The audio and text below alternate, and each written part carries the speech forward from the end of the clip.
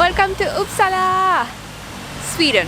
So today we're gonna explore this wonderful city, one of the oldest in Sweden, as they call it, the Cambridge of Sweden, with this wonderful gentleman that had the honor and privilege to drive me here.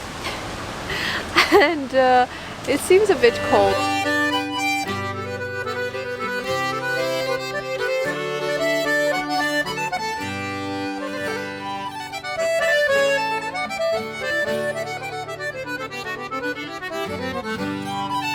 So, although today there are only 18 degrees, it's like the norm right now. For the past couple of days, it has been quite chilly. We had to suit up, look at me, and put on my sneakers, although I am a sandal person. And now we are ready to explore the streets of Uppsala. So what is there to see in Uppsala? From what I read, there is a huge, beautiful cathedral while some of the royals are buried. There is the university, of course, as I told you, it's called the Cambridge of Sweden. So like 20% of the population is made out of students. And also, there's a castle, not really impressive, nevertheless. A lot of kids here, and they're really... right there, the castle. It's like un-Swedish behavior because they're like yelling and smiling and stuff. Yeah, and lots of museums. So let's go. Okay, so we made it to our first attraction, which is the Uppsala Slot or Uppsala Castle. So this castle has a long history, and it was built in 1549. So long time ago. But what's important to say here is that it doesn't actually look like a normal castle. It looks like this, so not what you're used to. And also there is not like a castle museum, but more like 3 different museums I'm gonna see here, which is Vasaborgen Museum. Not exactly sure what that is. There is an art museum and the House of Peace Museum. So there are 3 places that you can actually visit here, and one of them presumably offers a guided tour on top of the castle, which should offer you a great view of the city. That is on a sunny day. Today it's a bit cloudy. I don't know if we are that interested in a cloudy sky, but let's see what museum offers what.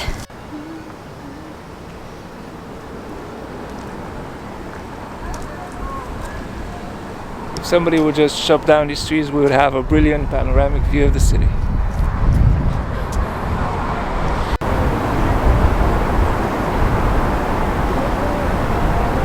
So from what I gather, the view from right here next to the bell is pretty cool and awesome.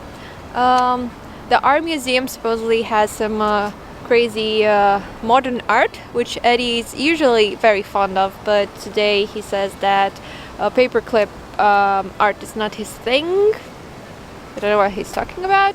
And also right over there you can see a piece of probably most representative modern art trends in Sweden. I'm gonna show you right now, but please, Edward, give me your thoughts on this. You know, the most important thing in Sweden is the quality of the chairs that you own and the number of chairs. So that is a monument to the goal of Swedish citizens to own as many chairs as possible.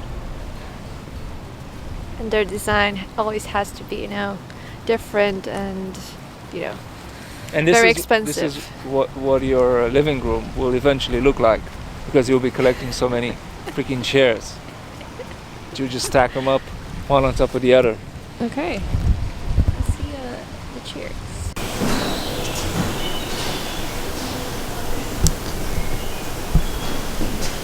Edward, the art museum is free.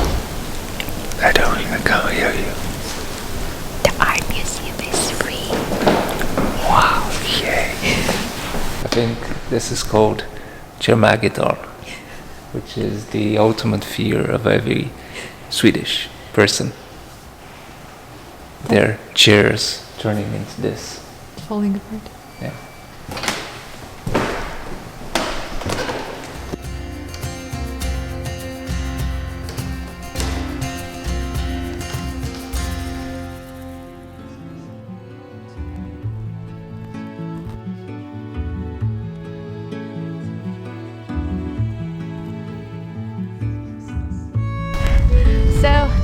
was our museum. It was free.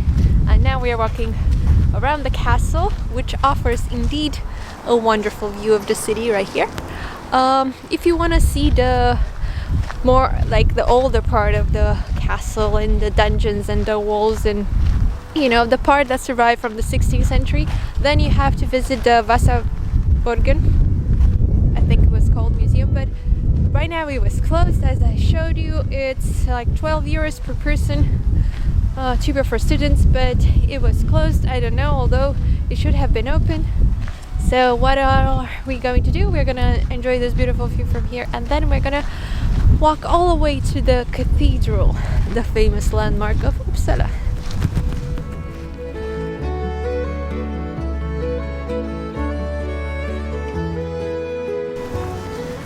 But my question is, and the real question is, why do they have sheep in front of the castle? I think they're goats actually, but still. We are in the middle of the city. Question is valid. We're in the middle of the city. Why would you need a herd of sheep here?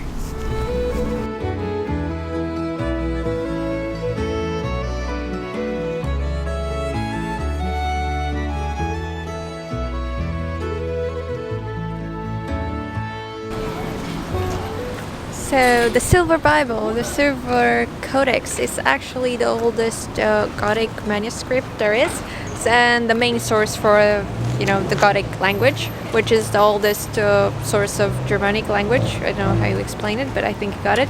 And yeah, it's right here in Sweden, and we just saw it, and it's free of cost to visit. It is like a gift to all humanity. So if you're in Uppsala, definitely pay a visit to the university's library, and there's like a special hall with the all the manuscripts that they collected from all of the world, and other books, old books and old stuff related to the university life. So yeah, they were really into knowledge, right? I think the long winters. Yeah, and they liked sending people abroad. Yeah. Yeah.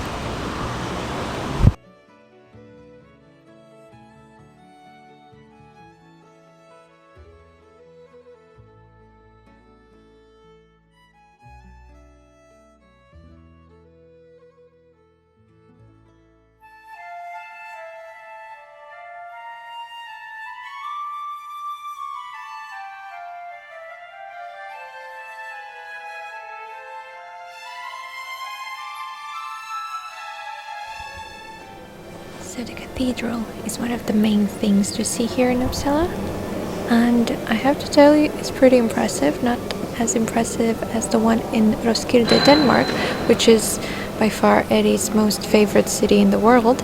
But I think they took quite a great deal of inspiration from that place. It looks like what, Czech paintings here. It's nice.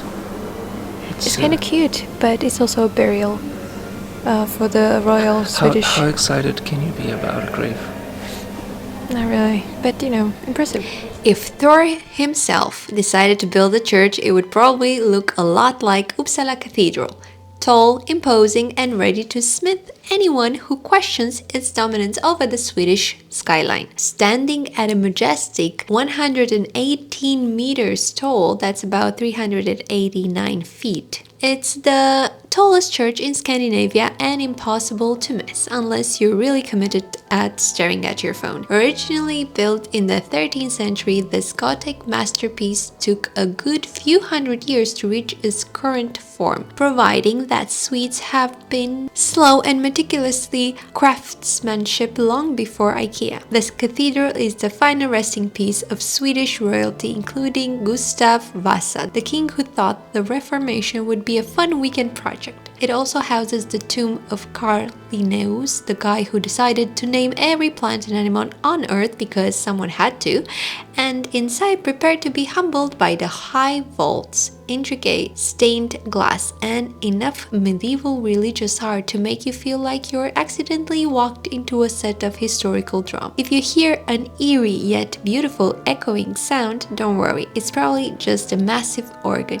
not the ghost of a 16th century bishop questioning your life choices. Whether you're here for the history, the architecture, or just to say you've been inside Sweden's biggest church, Uppsala Cathedral will not disappoint. And just remember to look up because the ceiling is ridiculously beautiful.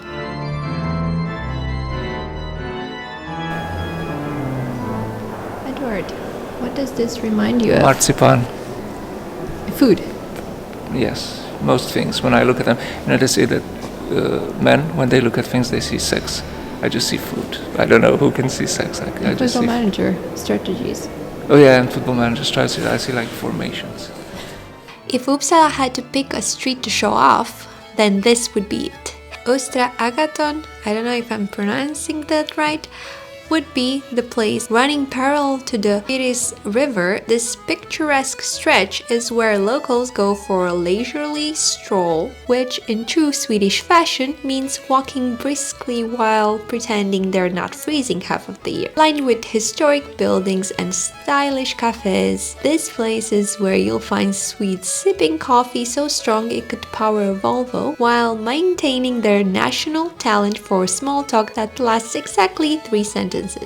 The street is also home to some of Uppsala's best restaurants where you can sample some modern Swedish cuisine. Yes, there's more to it than meatballs. Or just grab a kanelbulle that's the size of your head. Despite its laid-back charm, this area has witnessed centuries of Uppsala's history, from Viking trade routes to the time someone accidentally ordered their latte in a slightly too loud voice, a cultural Östra Ågatan is a must visit. Just remember, if a local sits next to you on a bench, give them a polite amount of personal space.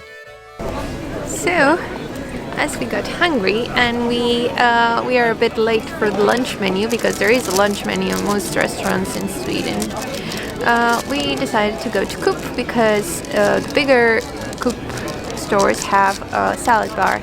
And basically it's like almost 13 crowns per 100 grams of salad, and you can put whatever you want. So we got like two super big salads for like €6 each. Like, this is a lot. And yeah, that's like the best deal we found. And also, when you come to Sweden, you can try this chocolate, which is like their national chocolate, and they all love it. Even Eddie is a big fan of chocolate.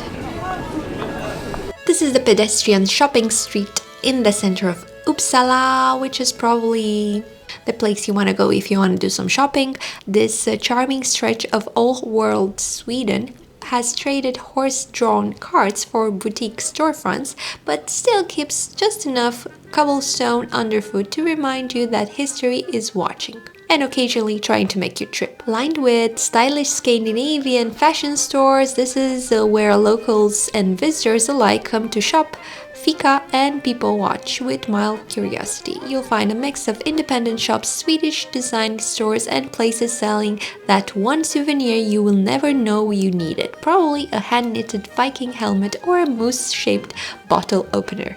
The pace here is relaxed and the atmosphere is pure Nordic charm. So if you're in Uppsala, do not miss its old town, because this shopping street is a perfect place to wander without a plan. Just follow the scent of fresh pastry and you'll be fine.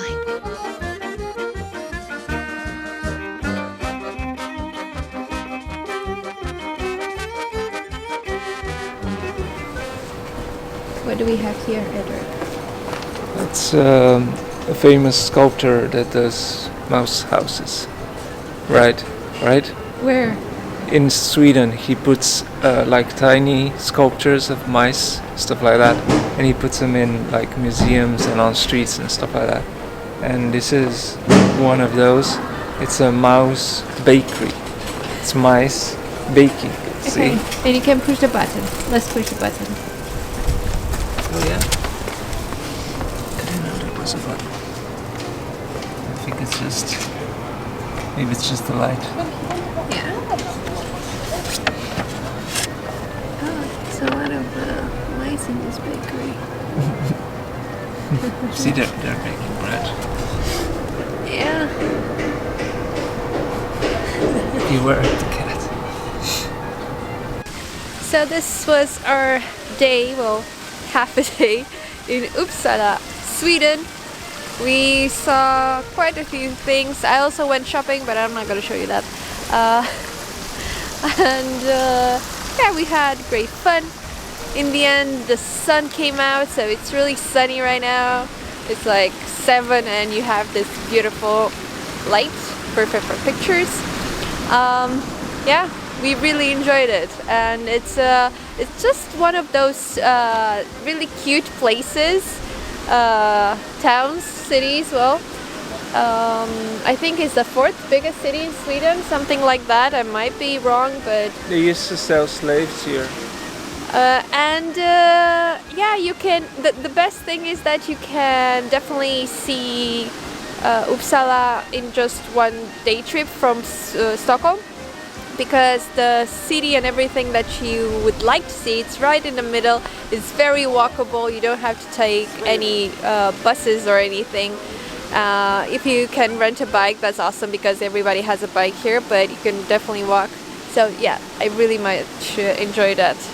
And it's also very budget friendly, because a lot of the attractions, and believe me, they're attractive, they're free. So, you know, plus somebody had, I don't have it anymore, hop. It smells like good hop too. It smells like my beers, like the expensive beers I get from Iceland.